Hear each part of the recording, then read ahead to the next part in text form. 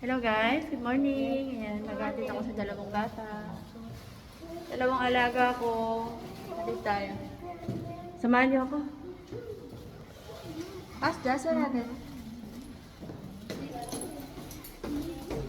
Dito tayo sa debate. Kimchi!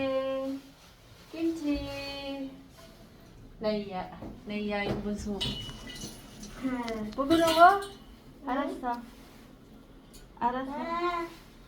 Pe. Mahiya siya, mahiyain. Palabas na tayo? Ang pasok nila is 8:30. Lumabas kami ng 8:20. 5 minutes lang naman yung layo ng school nila dito. Tapos walking distance lang din, kaya okay lang kahit maaga nitong oras kami lumabas. Nagmamas pala kami kasi spring dito, mahangin. Medyo meron silang tinatawag dito na yellow dust o yung misimunje. Ano siya? Tawag dito? Alikabok. So, kailangan magmask ng mga bata kasi medyo ano rin siya. Hindi maganda. Nalalanghap. Ayan.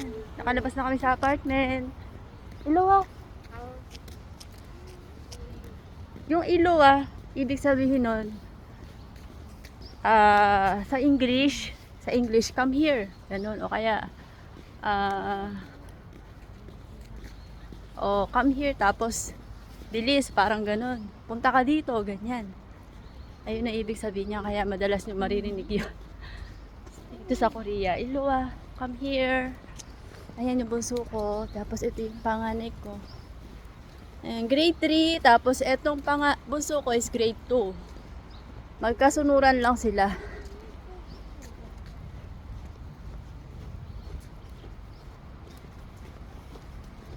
Ano ya, mas jasugo. Ikaw mata? Maja. Etong bunso ko guys, Koreano yung mukha. Ang mukha ng asawa ko. Kahit yung kulay niya, maputi. Ito namang panganay ko, sa akin nagmana ng kulay. Morena siya. Iluwa.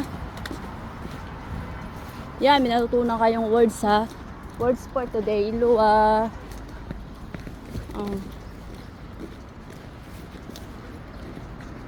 Medyo strange lang yung words, pero ano siya dito.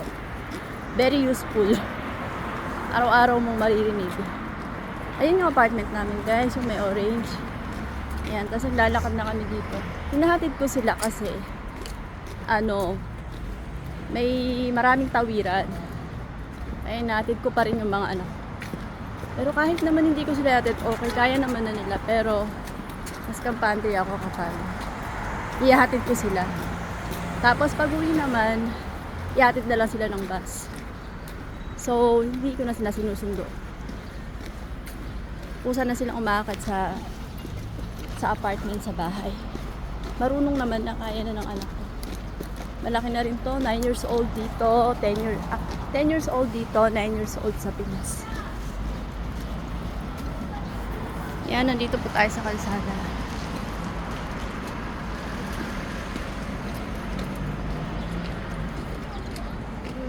왜? 괜찮아.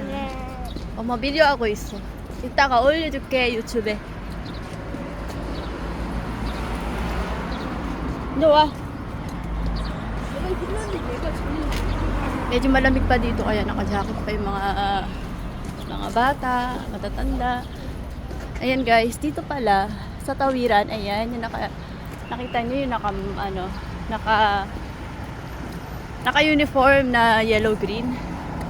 Parang traffic enforcer, nagga-guide sila sa mga bata.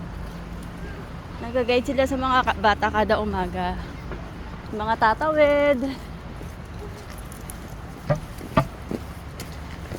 Ano lang sila, during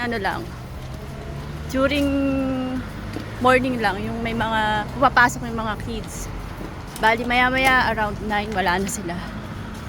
Tapos medyo yun, may edad na yung mga ganun. Ayun sa kabila, bawat kanto, bawat pedestrian lane meron. Tapos dito rin pagdating sa Sa may tapat na school nila, meron din dalawang traffic enforcer. Kasi para maiwasan yung yung accident ba, lalo at mga bata. Kasi 'di ba, minsan di pa sila masyadong marunong. Iluwa. Samnida.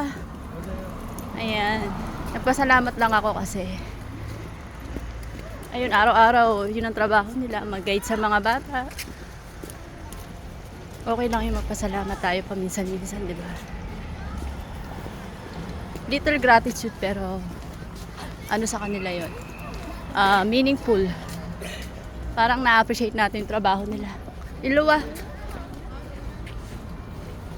Nuna. Tinatawag ko yung anak ko ng Nuna kasi ate siya eh.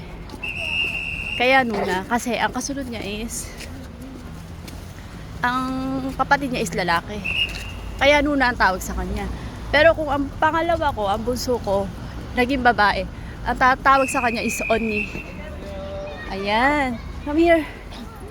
Yan, meron na naman ditong traffic enforcer. Papakita ko. Ayun, yung naka-yellow green. Kita nyo guys? Diba? Bye-bye. Bye. Popo hejo. Bye-bye. Popo hejo. Bye-bye. 안녕. 누나. 이따가 만나? 집에 올 거지? 알았어.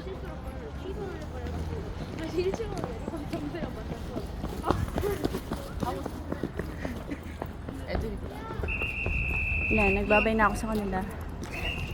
Diyan ang school nila. Ayan. Grade 1 to grade 6. So, bali, uwi na ako, guys. Uwi na ako kasi natid ko naman na sila. Harapin naman natin yung gawaing bahay na naiwan. Okay. Hanggang dito na lang po. Good morning. God bless. Bye-bye.